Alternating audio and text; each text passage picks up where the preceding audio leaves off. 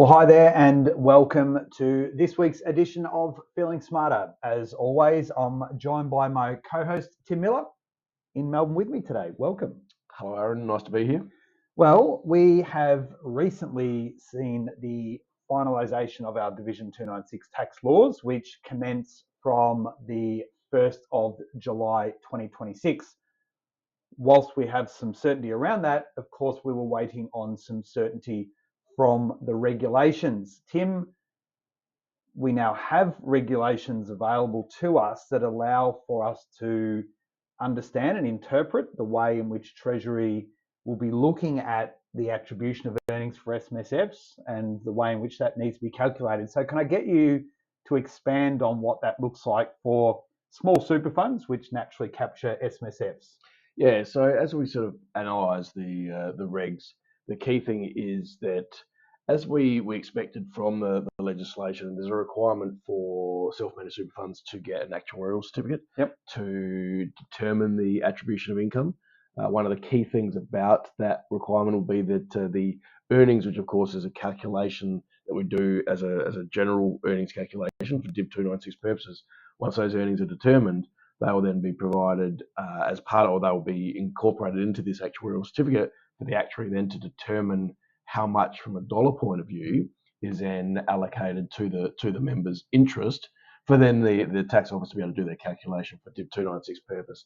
And the key is that from an actuarial calculation, it will be based on the average total superannuation balance of the interest of the member for the year, divide that by the total superannuation balance of all member interests within the fund. So, it's looking exclusively at your average balances over the year, then determining the proportion of the dollar-based income that will be accessible for each individual. Yeah, so part of that process is to identify, in essence, what we see as actual and relevant taxable income in the fund. So we have that ordinary income tax concepts that were flagged originally, and then from there we need to adjust this into a Division 296 earnings framework, and it's really from that point in time that things were unclear, and the regulations now provide us with a framework in which allows us to move forward, and that includes things, of course, like the CGT election that can be made. Yeah, and just prior to speaking to that, I think one of the things that we wanted and got clarity on was that if you have a single member fund where they're in scope for Division 296, you will not need an actuarial certificate to indicate that all 100% of that income is to be attributable to that individual. So that was something that we had hoped for and expected, and we did see it.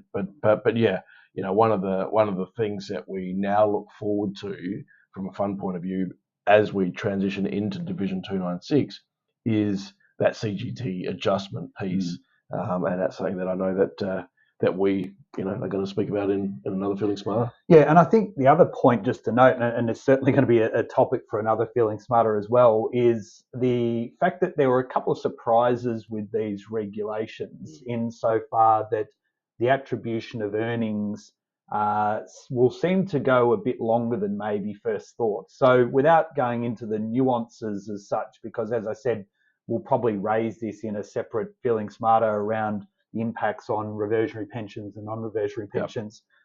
There are some important elements here that we need to understand that the regulations have now provided to us in the event of death. Yeah, so one thing that had been confirmed in the legislation was that a member's total super balance effectively reverted to nil upon death. And so ultimately what that meant is when we're calculating the higher of the opening total super balance or closing total super balance, so start of year versus end of year, in the year of death, you'll other than the transitional year, you'll always use that opening balance, right? Because the TSB at the end of the year will be with death. But from a death benefit point of view, what the outcome or what the focus of the legislation is to do is to ensure that it captures the earnings all the way through until the sale point of the investments that are supporting that member, even in the case where they're deceased. So the earnings will be attributable to someone past the date of death, which then leads to some interesting collection mechanisms. Yeah, absolutely. Well, I guess the most important thing is that this does provide us with a framework in which we can somewhat move forward now. The fact, as we mentioned, the bill that we were waiting on around Division 296 has passed into law. Those regulations give us more meat on the bone to be able to work through.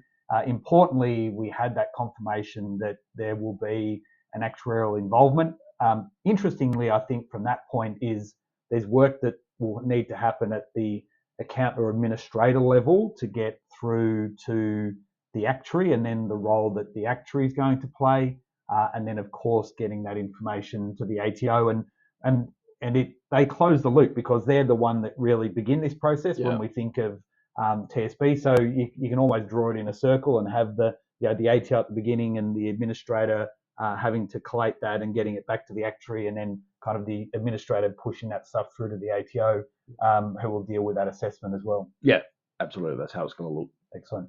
Well, thank you. I guess we've got a little bit more to talk about on this topic in the coming weeks. So we look forward to you joining us then. Have a great rest of the week. Bye for now. Thanks all.